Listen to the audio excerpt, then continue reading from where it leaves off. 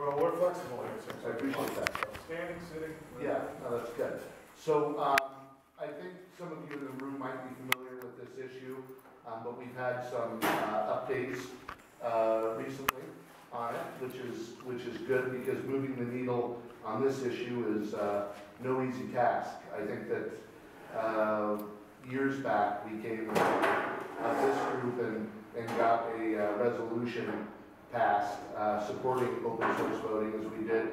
Just for the record, the first Democratic club in the country to support this was the Harvey Milk Club, and so we were quite proud of that. And now, of course, the foundation has been laid over the past decade. I've been working on this since 2000, and others have been working on this issue of open source code. I think also I'm proud to say that when I well, I'm proud to say it now that Paul's left the room, but I was a day one Obama supporter.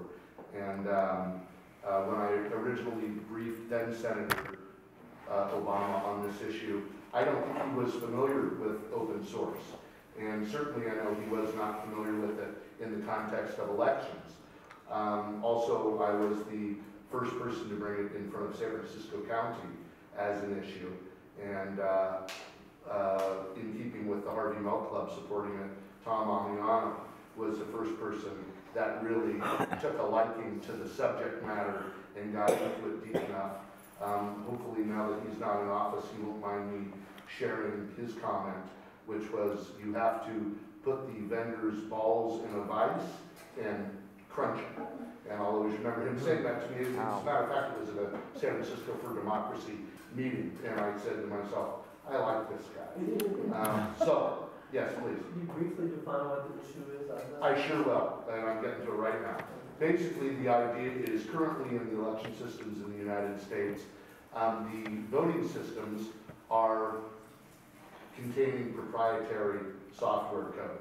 So the idea behind that intellectual property protection is that if you wanted to find out what just happened in an election, you could not. On that note, I was called in by Dennis Kucinich when they had an election system issue in the New Hampshire primary in 2008. And even though I was part of the Obama campaign, I worked hard for Hillary and Obama and Dennis to investigate the happenstance in New Hampshire in that moment. Come to find out, as I was letting them know, that there is no way with the current systems to recreate the circumstance and to get a proper investigation, because there's that intellectual property protection around the software code that's doing the tabulation of the votes. And even if you could get in, let's just say they allowed you into their system, a Diebold or a Hart InterCivic or a what's now called Dominion, which I think took over control of not only Diebold but of Sequoia. ES&S is another one, the final big one.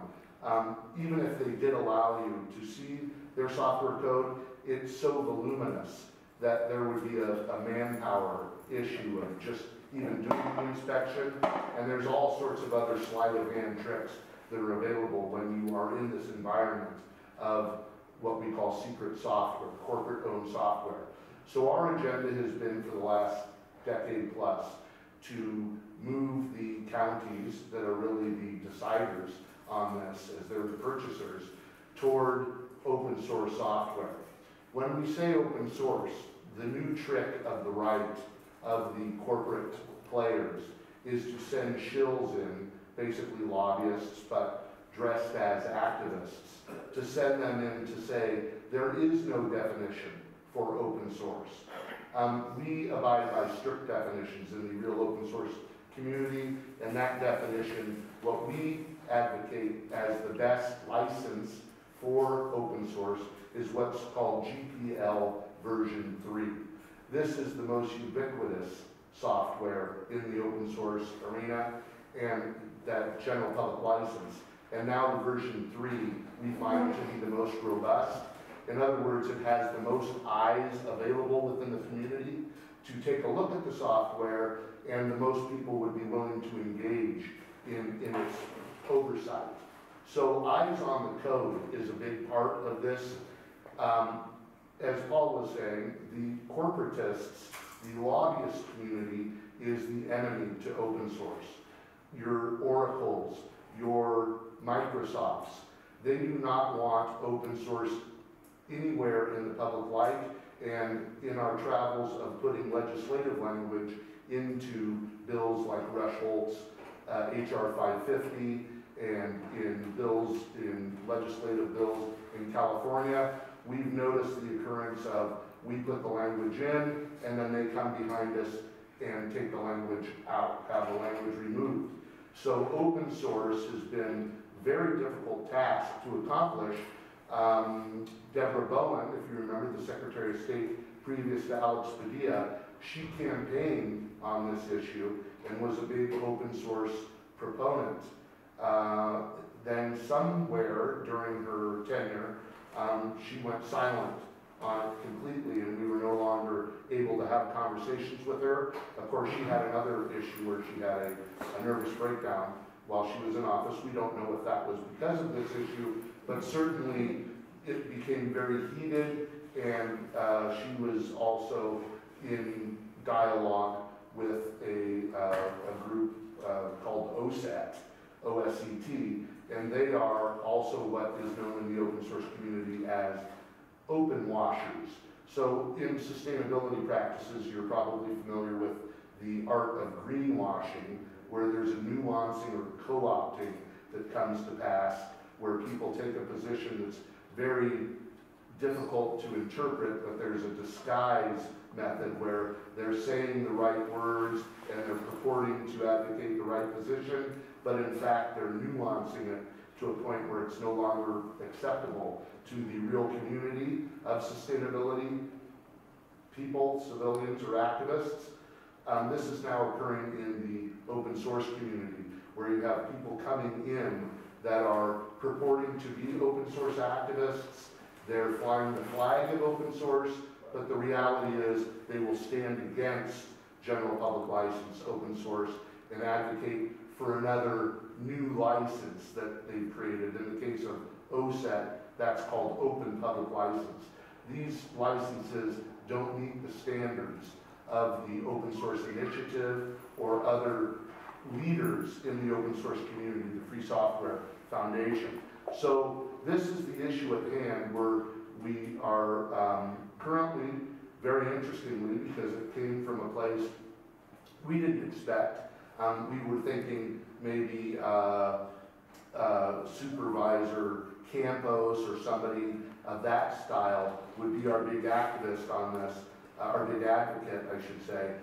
Instead, interestingly, it was Scott Wiener that has grabbed onto this issue and put it in front of the board and driven it into a group called LAFCO, Local Agency Formation.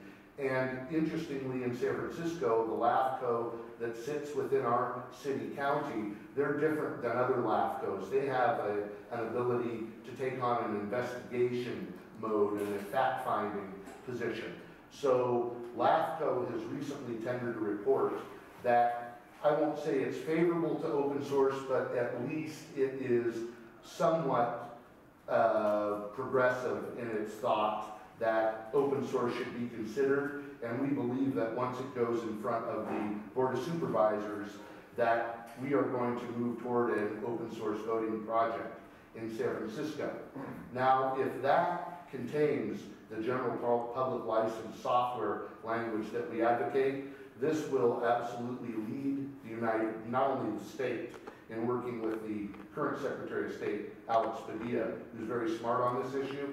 This will lead the whole country, because we've been speaking with every county in the country. There's 3,000 of them plus, and every county in the country is sitting on outdated voting machines, very similar to the ones used in 2004 that gave us Bush in the middle of the night. It's a nonpartisan issue, but I think that's what happened, right? It went back and forth from Kerry to Bush. And these systems are veritably the same systems that are currently in use. So they're outdated systems, the vendors have a lock-in on the market. They've used that opportunity to price gouge. So what they've sold us is very pricey systems that have been scientifically concluded as unreasonable and not to be used per Secretary of State Bowen's top-to-bottom review. So now we are in a position of really pushing Secretary of State Padilla to move forward. He has made public announcements that he is going to be doing more studies and that he advocates open source as the highest security environment. And so we're moving past a lot of the naysayers, a lot of the subversion, misdirection artists that even are right here in San Francisco. And I think we're going to make some headway. Los Angeles County and Travis County, Texas are two places that have announced open source. Unfortunately, Travis County, Texas has got a partner in their project by the name of Microsoft. So we don't have a high degree of confidence that in the magic moment they're going to do the right thing. Los Angeles County has been, I don't want to use the word lobby, but I think in communication with OSET, the Open Source Election Technology Group out of Silicon Valley. And again, they are advocating a license that is less than what we believe is appropriate. So we don't have a lot of hope for Los Angeles County, although they continue to make announcements. They are going open source, and they're going to provide the leadership that the country is craving. Our position is one of security and risk management. But what's interesting is what really drives this issue at this point is the cost factor, because these counties across the country do not have the money to buy the next round of voting systems. So now all of a sudden they're looking at our work to say, well, maybe this is something we should consider as an option, publicly owned systems. What we are advocating is in California, all the counties get together. If we can't get funding from an outside source, that they all chip in, basically, and create a pool of funds that will allow us to get a voting system certified in California that is general public license, open source. And I'll open the floor to questions, but I want to give you my website of the group that is leading on this. And I don't know if you saw an email that went out amongst the thread today, but again, we receive a lot of pushback from Microsoft, from Oracle, from all the players that would like for you to think disclosed source is a good idea. Anything but what we say at the California Association of Voting Officials would be a good, something better to do, something else. Just don't do general public license open source. So you'll hear disclosed source, you'll hear other licenses come up, but take a look for yourself, and you'll see some foremost experts in the world attached to our website, and that is California Association of Voting Officials, and you can see the website at cavo-us.org. And again, if you want further information, talk to me, talk to Tom Amiano, he's smart on this. Lawrence Rosen is an attorney that is known as the foremost licensing attorney on it. He's our fellow at Cabo. So, questions, About please. 5 minutes for questions. Please. Oh, so my question is, if we want to write a letter to our supervisor, Scott Wheeler, because he's mine, Yes. then we would put down, we would mention how Cabo, and we would say we support Cabo's initiative in this whole process. You know, Cabo, what Cabo is good for, because I'm associated with it, and I'm the lightning rod that all the faux activists attack, you can leave Cabo out. The idea is general public license, open source is really the way to go. What Cabo has been good for, and I'll speak in front of Roger Donaldson, who has attacked me in public time and time again and works for Oracle. So, I mean, I'm not just speaking to you, in particular, I'm also directing some of my comments to Roger. I don't want to disclose too much because he'll use it against, but yes, that's the idea, general public license. I'm glad to take all the heat I can personally, leave Cabo out, and then I think we've foiled another part of the adverse plan. Please, Jeff. You're talking mostly about software, and to what extent has either the software or hardware been improved? You had a working model at one point many years ago.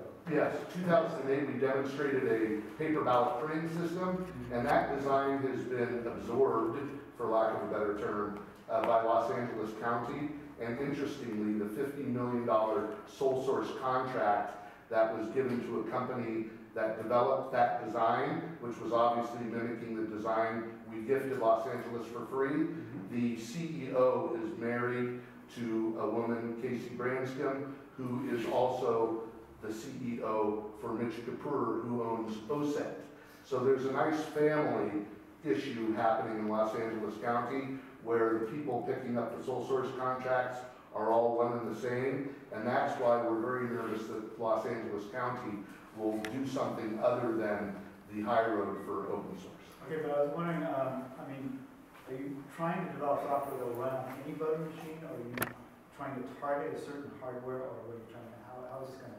No, the thought is to have it ubiquitous and be available to any voting machine. Hardware, being confined to a specific hardware, is not our agenda. Our only agenda is the back end, to make sure that the back end counting system, whatever else happens on the front, is really not our point of focus right now, but it's really to say the tabulation systems should be general public license open source. The hardware will come probably from a variety of directions, although there is a good school of thought that off-the-shelf hardware would be great for cost savings and other reasons. So is Cabo will Cabo be a producer of the voting systems, or, No. or just a promoter of GPL, or what? Our role is to educate the elected officials and the leaders on this, and no, we won't be producing anything. I don't think so. I mean, if somebody associated with Cabo ends up doing something, I don't know, but Cabo in itself is just a risk management and educator and trying to advocate this through.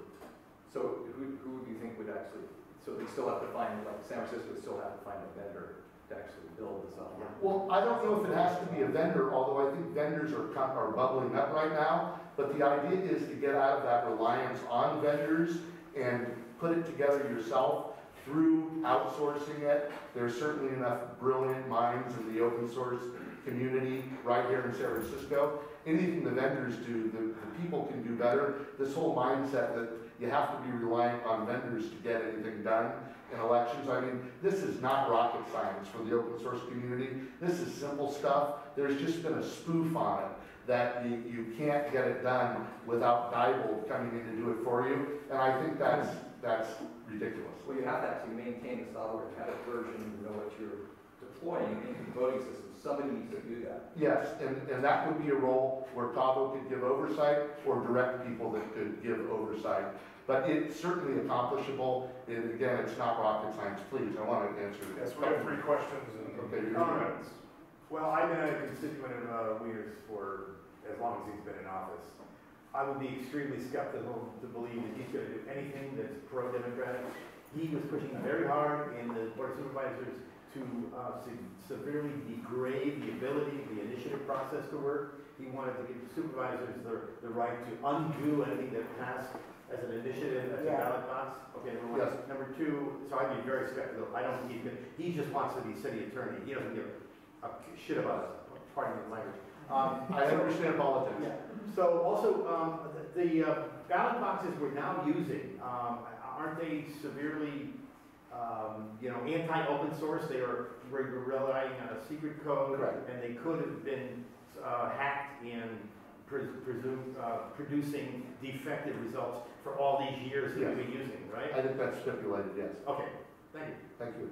Peter, next. Okay, so I'm just confused. Has there ever been a in the field test of open source voting software versus a vendor software to see which one's more accurate and such like, or is it still just in the theoretical stage? I think it's more than theoretical at this point. That was an interesting sort of a block to the conversation 10 years ago. I think now that it is ubiquitous, that so many countries are going toward open source, that the Air Force is using open source, the President has called for open source contracts to come to the government. I think that the security by obscurity argument is now again stipulated as a failed concept. So there is an argument to be had for trying to hide something, but the idea is you really, when it comes to a bug or a virus, you want to know it's there to address it, rather than having it just in the hands of Diebold. And the last question, please. I've heard lots these days about limiting the right to vote in many states. I have hardly heard anything about what you're, I don't mean to open, sometimes even is voting security, is that still a national issue? You know, Hillary has adopted it as part of her platform, and what's interesting is her attorneys also double as lobbyists for Microsoft. And so do some of Obama's closest people. So to say that our work is cut out for us is an understatement. However, upon contacting them and dealing with these particular attorneys, they are open-minded to the thought that what they're doing is attacking what we call front-end disenfranchisement, which is a voter ID law or trying to curtail somebody's ability to cast the ballot. What we're talking about is what a wise guy might do in letting somebody they don't want their vote to be counted, actually allowing them to vote, and appreciating that all the energy is going into that front-end disenfranchisement issue. What we are doing, working on, is called back-end disenfranchisement. In other words, the voter would be allowed to vote, and then upon reception, the vote will either be manipulated or discarded through the software. So I think it is gaining steam, but certainly educating the country and all the election officials on this is like painting the Golden Gate Bridge. So we just keep working at it. But I think that San Francisco is going to stand up. If we can all stand up together and say enough of the corporate lobbyists in the field of elections and vote counting, we can't have a business as usual environment. And that is the goal. So if I have an ask here tonight, it is that you continue to read up on this and contact your supervisors and let them know. Let us lead here and not follow. And thank you again for your time. Thank you. Thank you.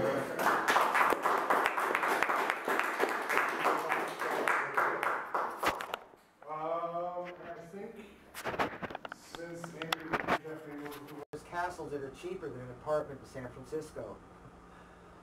So now there's also a post office closure on 101 Hyde, which is heavily used by homeless people, and it's closing to build some god-awful, ugly, unaffordable by you and I, probably, apartments. So more fugly SF architecture in the works. There's so much of it.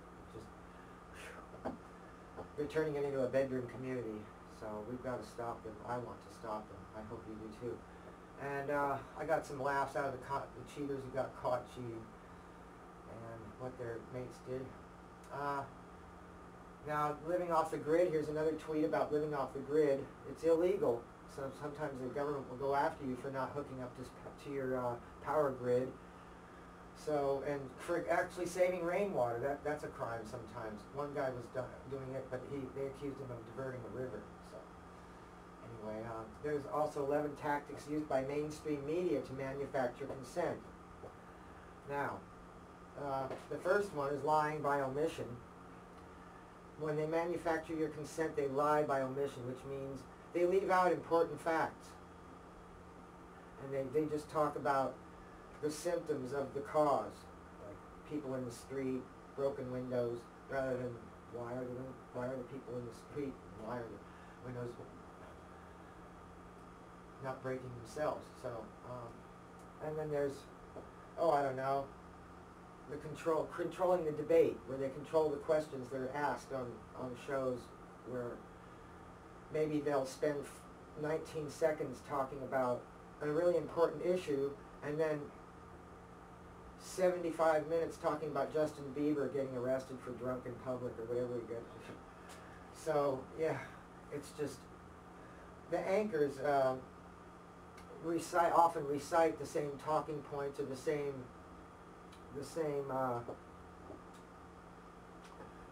slogan. It'll be a catchphrase or a segue. Also, and sometimes that's what I mean by scripted news. And the politicizing everything, making everything black, white, up, down, good, or usually it's good, bad. This is all good, and this is all bad. And then they'll have a name for it. It'll be stereotypical for them. And so I'm talking about they, meaning the news media, which we are not slaves to here, fortunately. So that's one struggle we don't have, is we don't have to struggle to talk about the things we want to talk about if we have shows like this. It's great. And sometimes they'll label people like conspiracy theorists. When somebody thinks that, oh, they're trying to privatize the water, oh, that's just a conspiracy theory. And they'll dismiss it. Or climate change.